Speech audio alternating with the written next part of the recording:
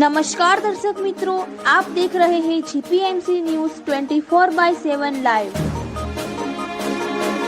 કપડવંજ કાછિયાવાડ વિસ્તારમાં શ્રીમદ ભાગવત સપ્તાહનું ભક્તિમય આયોજન આનંદના ગરબા મંડળની બહેનો તથા રાધાકૃષ્ણ ભજન મંડળની બહેનો દ્વારા ભવ્યતાપૂર્ણ યોજાયું। કપડવંજ શહેરના કાછિયાવાડ વિસ્તારમાં આનંદના ગરબા મંડળની બહેનો તથા શ્રી રાધાકૃષ્ણ ભજન મંડળની બહેનોના સંયુક્ત ઉપક્રમે ભક્તિમય વાતાવરણ વચ્ચે શ્રીમદ ભાગવત સપ્તાહનું ભવ્ય આયોજન કરવામાં આવ્યું હતું। આ પવિત્ર ધાર્મિક કાર્યક્રમ શ્રી કાછિયા પટેલ પંચની વાડી ખાતે યોજાયો હતો। સમગ્ર સપ્તાહ દરમિયાન શ્રીમદ ભાગવત કથાના રસપાન સાથે ભજન કીર્તન, ધૂન, આરતી તથા વિવિધ ધાર્મિક કાર્યક્રમોનું સુંદર આયોજન કરવામાં આવ્યું હતું। ભક્તિમય માહોલમાં શ્રદ્ધાળુઓએ ભગવાનના ગુણગાન અને કથા શ્રવણનો આધ્યાત્મિક લાભ મેળવી ધર્મભાવના વ્યક્ત કરી હતી। સપ્તાહ દરમિયાન દરરોજ મોટી સંખ્યામાં ભાવિક ભક્તો ઉપસ્થિત રહ્યા હતા। આ સમગ્ર આયોજનને સફળ બનાવવા માટે આનંદના ગરબા મંડળની બહેનો, શ્રી રાધાકૃષ્ણ ભજન મંડળની બહેનો તેમજ તમામ સેવાભાવી કાર્યકરોએ જહેમત ઉઠાવી હતી। સમગ્ર કાર્યક્રમ ભક્તિ, શ્રદ્ધા અને સેવા ભાવનાના સુંદર સમન્વય સાથે સંપન્ન થતા ઉપસ્થિત ભાવિકોએ આયોજકોને અભિનંદન પાઠવ્યા હતા। Reporter Bhavin Joshi, Kapadvanj, GPMC news 24/7 live.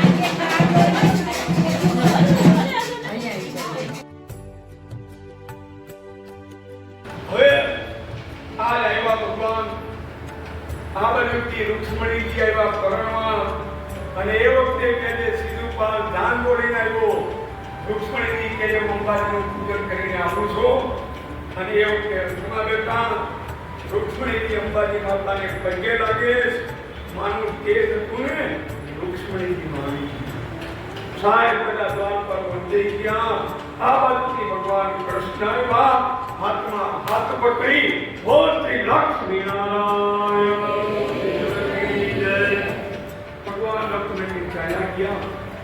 પાછળથી રૂકમણીઓ આવ્યો, ભગવાને મારી નાખવા માટે રૂકમણીયાની વાડી છે, કેવું શસ્ત્ર હલાવ્યું, એક બાજુની દાદી મૂછ કાપી નાખ્યા, જ્યાંથી રૂકમણીઓ કદી કુંદીન પુરાયો નથી।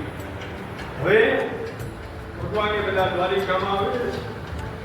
દ્વારિકાવાસીઓ સાંભળ્યું કરે છે ત્યારે ભગવાન કહે છે એમ નહીં, તમે કેટલાક મારી દીકરીના મા બાપ. રાધે રાધે, જય શ્રી કૃષ્ણ.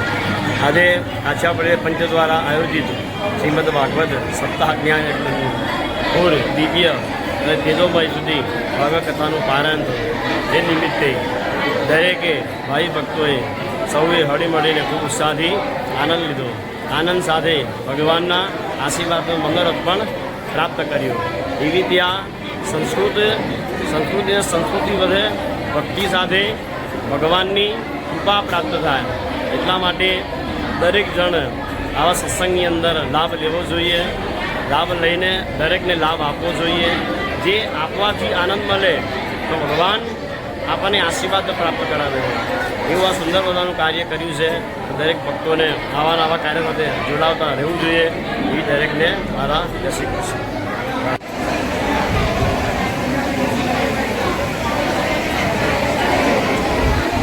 ભાઈ આરતી ઉતારવા માટે આવી જાઓ. સારી મંદિરના બહેનો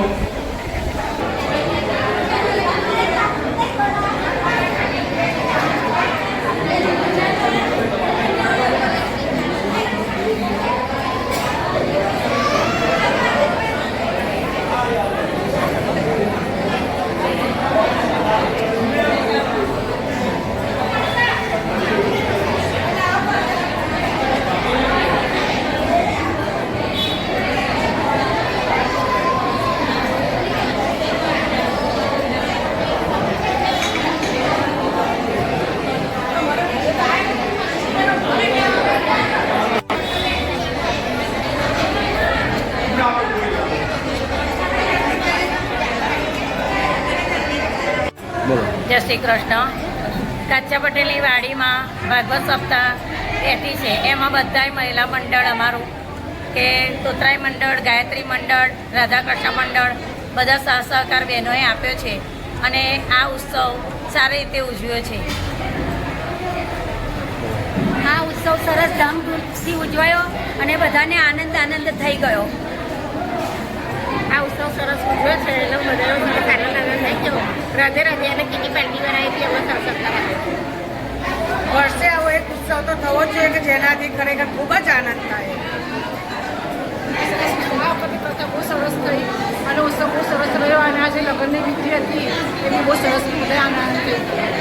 મોસળ પક્ષમાં કીટી પાર્ટી વાળાએ અમને સાથ સહકાર આપ્યો છે. મોસળ પક્ષમાં જય બોલાવો.